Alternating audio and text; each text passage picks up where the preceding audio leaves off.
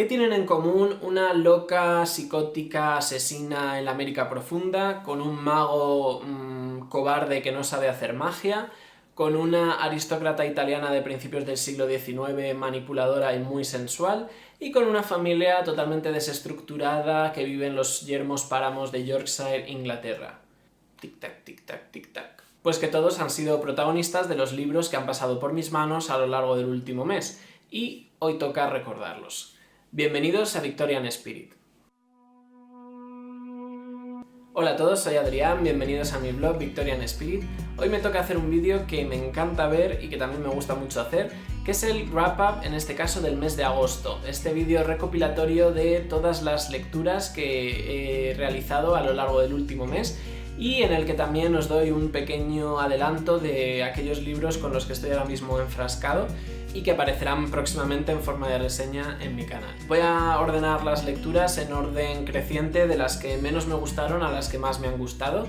He de decir que el primer puesto ha estado muy reñido, pero bueno, al final he tenido que aplicar criterios un poco más racionales y bueno, pues vamos a empezar. El primer libro que se deja caer por este wrap-up es El color de la magia, de Terry Pratchett. Es el primer libro de la saga del mundo disco.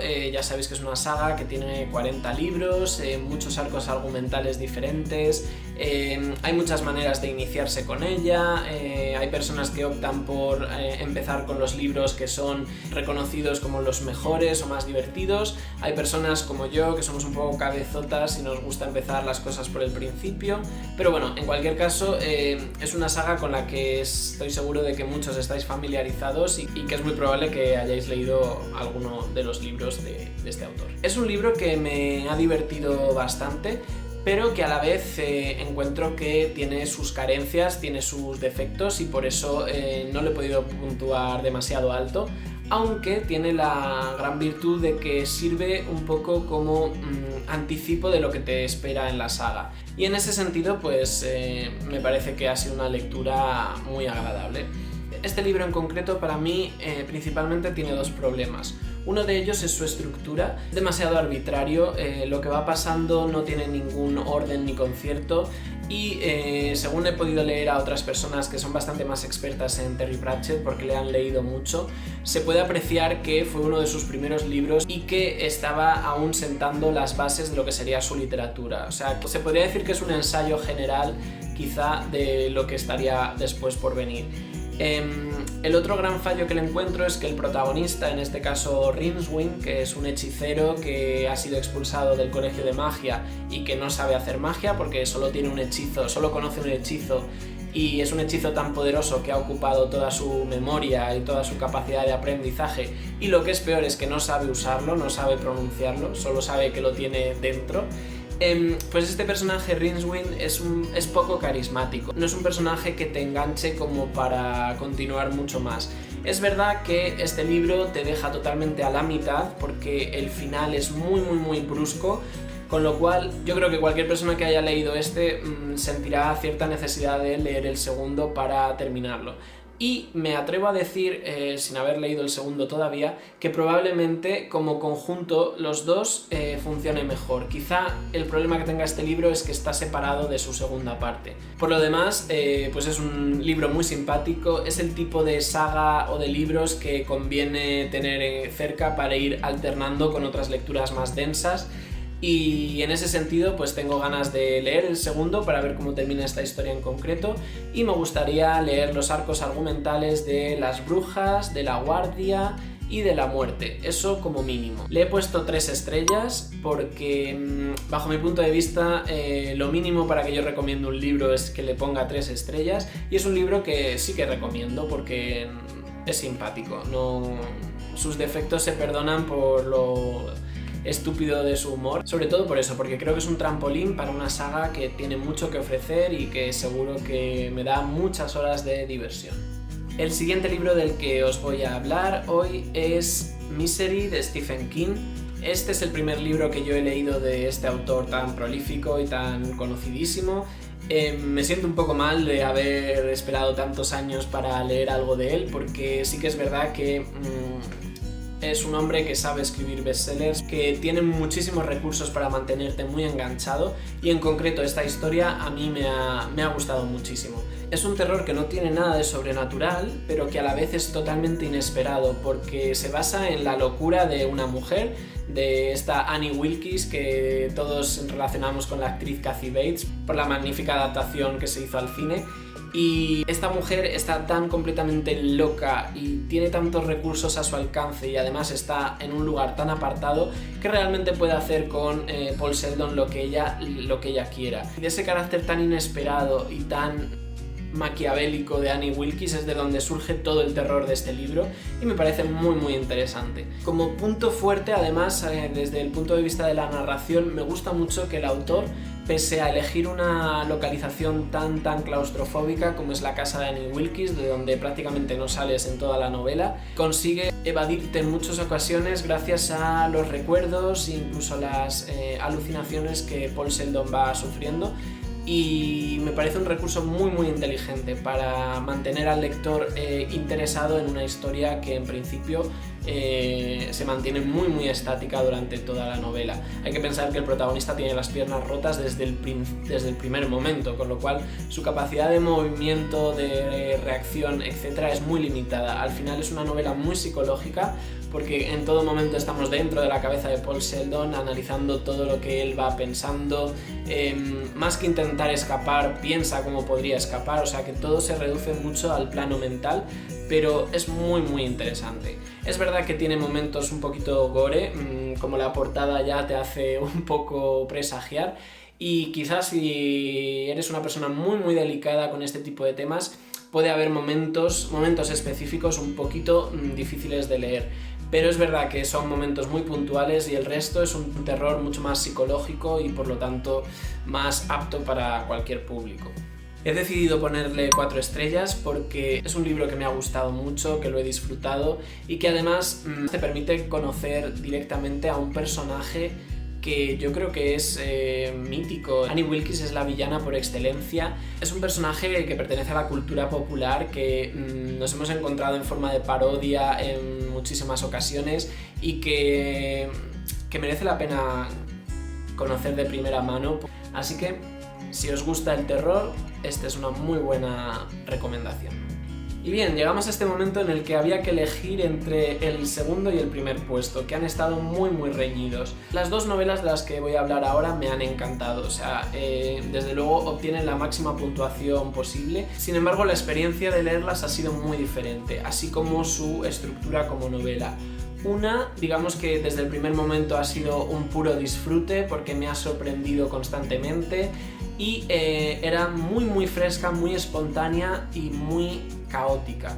La otra, sin embargo, es una novela que igualmente me ha enganchado desde el primer momento, pero que no me ha permitido disfrutar en todo el sentido de la palabra, porque es mucho más oscura, mucho más difícil, más ardua de digerir, pero a cambio funciona como un reloj suizo a la hora de los narradores, cómo se cuenta la historia. Y además es una novela que te deja un pozo muy importante, que cierras el libro y pasa una semana y todavía tienes pasajes en la cabeza.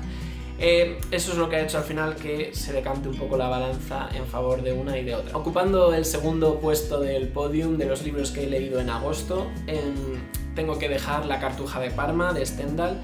Este libro es un flechazo absoluto. No tenía grandes expectativas al respecto, porque incluso me costaba encontrar, y todavía me sigue costando encontrar, reseñas acerca de este libro. Es bastante desconocido, ni siquiera es la obra más mencionada de Stendhal, pero como yo ya os decía en mi reseña, eso tiene que cambiar, porque esta novela es un disfrute total. Es bastante gorda, pero sin embargo se hace muy ágil, porque es muy frenética. Desde el primer momento surgen un montón de personajes muy interesantes y un montón de situaciones diferentes que te van encantando. Es una novela inclasificable porque tiene muchos géneros dentro. Hay momentos en los que se deja llevar más por el aspecto bélico, histórico, un poco del momento en el que Napoleón pierde la batalla de Waterloo y las consecuencias que tiene esto en Europa. Hay momentos que son más de puro romance, hay momentos de intriga palaciega que para mí han sido los más disfrutables, que son increíbles, y hay momentos incluso más dramáticos, momento de arrepentimiento, etc. Es lo más parecido a ver una serie que te puede ofrecer un libro, en el sentido de que en cada capítulo nuevo van a aparecer nuevos personajes que hasta ese momento no se habían mencionado y nuevas tramas que hasta ese momento no podrías ni imaginarte. En él vais a encontrar personajes increíbles como la duquesa de Sanseverina. Es un personaje alucinante, es una mujer que todo lo que quiere lo consigue prácticamente. Es muy manipuladora, muy astuta, además se une a otro personaje que lo es igualmente, que es el Conde Mosca, y entre los dos hacen y deshacen todo lo que quieren en la corte de Parma, y además se va a establecer este triángulo amoroso tan surrealista y tan poco frecuente, en el que una tía y un sobrino van a estar enamorados platónicamente. Por eso pues se ha ganado las 5 estrellas a pulso. Y el último libro que me ha dado tiempo a terminar en este periodo es Cumbres Borrascosas. Los que habéis visto mi reseña de este libro ya sabéis que es un libro que me ha dejado bastante huella. De hecho, cometí quizá el error de hacer su reseña cuando lo tenía recién terminado, con lo cual me quedó una reseña un poquito pesimista porque digamos que todo el ambiente oscuro y árido de la novela se me había metido dentro. Es una novela que me ha encantado, que sé que voy a releer en algún momento, porque es un libro que te deja tan marcado que quieres seguir en contacto con estos personajes. No sé, yo estoy seguro de que en algún momento, cuando pase cierto tiempo, voy a volver a leerlo. Me ha sorprendido muchísimo lo bien narrado que está, cómo esta criada de la familia Earnshaw te va desgranando una historia que se remonta a bastantes años atrás, y cómo se te presenta en un primer momento unos personajes que ni tú mismo te crees que puedan ser tan desagradables y tan tristes, y cómo poco a poco esta señora te va contando la historia y todo va encajando perfectamente, hasta el punto de que comprendes perfectamente por qué estas personas son así y por qué su vida ha sido tan miserable. No hay que olvidar que es la única novela que escribió Emily Bronte, porque la pobre murió un año después tan solo de escribir este libro, y como primera novela de un autor es tan increíble. O sea, esta mujer habría tenido el potencial de escribir lo que quisiera. Si no lo habéis leído, os lo recomiendo muchísimo. O sea, por eso lo he puesto el primero, porque a nivel estructural, a nivel narrativo, a nivel de personajes, es el más potente y es el que se te queda dentro incluso cuando lo has cerrado, y eso no pasa mucho. Cuando estás en esta vorágine de leer tantos libros al mes y de hacer tantas reseñas, es verdad que guardas recuerdo de todos los libros, pero no todos se quedan contigo, y aquí el fantasma de Heathcliff podría decirse que todavía está rondando mi casa en determinadas ocasiones. Eso sí, muy importante, si la leéis tenéis que tener en cuenta que no es un romance, es la novela más oscura que he leído nunca. Por supuesto, se ha ganado las 5 estrellas y un lugar en mi corazoncito seguro. Bueno, y ahora que ya he hablado de los 4 libros que he concluido en este periodo, me gustaría haceros esta breve introducción de los 2 libros que en este momento tengo empezados y que serán las próximas reseñas que aparecerán en el canal. El primer libro que tengo empezado es una novela que forma parte de una lectura compartida que ha organizado Raquel, de La Pecera de Raquel. Ella acaba de crear un club de lectura y la verdad que tenía muchas ganas de unirme a una lectura compartida. Daba la casualidad de que yo en este momento estaba planeando leer mi primer Dickens. Ella propuso David Copperfield y me pareció una ocasión estupenda, sobre todo porque es un libro tan largo que creo que el hecho de leerlo en lectura compartida facilita mucho tu compromiso con este libro para mantener una lectura fluida y ir avanzando. Aproximadamente ahora mismo llevamos que no llega al 40%, llevamos una semana leyéndolo y mis sensaciones son muy positivas. Ya os digo, es la primera vez que leo algo de Dickens, porque sí que es verdad que había leído adaptaciones de Canción de Navidad, pero yo creo que ni siquiera el texto íntegro, así que es mi primer contacto con este autor. Me está gustando muchísimo, sobre todo creo que este autor es un mago de los personajes. Igual que Jane Austen es la diosa de los diálogos, creo que a día de hoy Charles Dickens me parece el maestro de los personajes. En muy pocas líneas es capaz de presentarte a una persona que tiene alma. Sus personajes no se quedan en el papel y no son simples nombres, son personas que te provocan cosas, te mueven sentimientos y es increíble, pero aunque es un personaje de ficción, yo estoy preocupado constantemente por qué va a ser de este chico y cómo va a ser su futuro, y eso es muy buena señal, eso es que el autor está funcionando y que el personaje te engancha. Y no sé, de momento muy buenas sensaciones. Habrá que esperar a la reseña para tener la opinión completa. Pero David Copperfield, lectura compartida, y os dejo la información de La pecera de Raquel por si alguien siente la necesidad próximamente de unirse a alguna nueva lectura que ella irá proponiendo en este club y que yo recomiendo, porque la verdad que la gente participa y Raquel es un encanto. Y el último libro que aparece en este Wrap Up, que es el más reciente, del que prácticamente no os puedo hablar mucho porque llevo apenas 30 páginas, es un libro que se me había encaprichado porque tengo muchos recuerdos de haber visto la película. Es la típica película que en el mega hit de Telemadrid te la ponían una vez al año, con lo cual la habré visto a lo mejor tropecientas veces. Siempre me gustó mucho y de hecho yo creo que parte de mi afición y mi fanatismo por el actor Gary Oldman viene de esta película y tenía ganas de leer el libro. Además, da la casualidad de que este autor tiene muchas similitudes con Washington Irving, que es uno de mis autores favoritos, y todo lo que tiene que ver con Nueva Inglaterra, con este momento en el que los colonos ingleses llegan a Estados Unidos antes de que sea Estados Unidos, a mí me encanta. Y todas estas historias de Salem, de puritanismo, de brujas, etc., me vuelven completamente loco. Así que yo creo que este libro me va a encantar. Otra cosa será cómo está narrado, etcétera, el nivel técnico, pero lo que es la historia sé que voy sobre seguro. Os estoy hablando de La letra escarlata de Nathaniel Hawthorne. Este autor es descendiente de los primeros colonos que llegaron a América y por lo tanto se siente un poco heredero de esta moral que tenían estos puritanos que llegaron a Estados Unidos huyendo precisamente de Inglaterra porque hasta allí eran perseguidos por sus ideas tan radicales.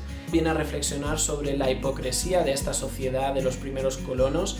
Es muy curioso cómo dice en la primera página que nada más llegar los colonos a una tierra donde iban a fundar una ciudad, lo primero que hacían era dejar espacio para el cementerio y para la cárcel. Es un poco esa mentalidad de que lo peor que podías hacer en esta sociedad era cometer algún tipo de delito sexual o de tipo carnal, y el adulterio era un delito comparable a otros pues prácticamente de sangre. Entonces el autor se revuelve contra este pasado puritano de su familia y quiere reflexionar sobre este tema. Ya os digo, no os puedo adelantar mucho más porque llevo muy poquito y bueno, pues es un capricho personal, tenía muchas ganas de leerlo y bueno, pues estoy deseando avanzar con este libro, que lo iré simultaneando con David Copperfield. Esto es todo lo que ha dado de sí el mes de agosto. La vida no me da para leer muchos más libros. Yo empecé este canal en julio y es probable que en la primera mitad del año apenas leyera 2 libros. Con lo cual estoy súper contento de mantener este ritmo en el que me permito leer más o menos 4 libros al mes. Creo que es maravilloso, es justo lo que yo quería y lo estoy de momento consiguiendo. Me encantará conocer vuestra opinión sobre estos libros, si los habéis leído alguno de ellos, si estáis de acuerdo con lo que yo he podido comentar, y también tengo curiosidad porque me digáis qué habéis leído vosotros en agosto, si ha habido alguna lectura que os ha conquistado en este mes. Muchas gracias por vuestro interés y espero que este wrap up haya sido de vuestro agrado. Si no sois suscriptores, os animo en este momento a que le deis aquí al cabezón de serlo, que os suscribáis, que le deis a la campanita para que estemos en contacto y nada, nos vemos la semana que viene con una nueva reseña. Buena semana para todos.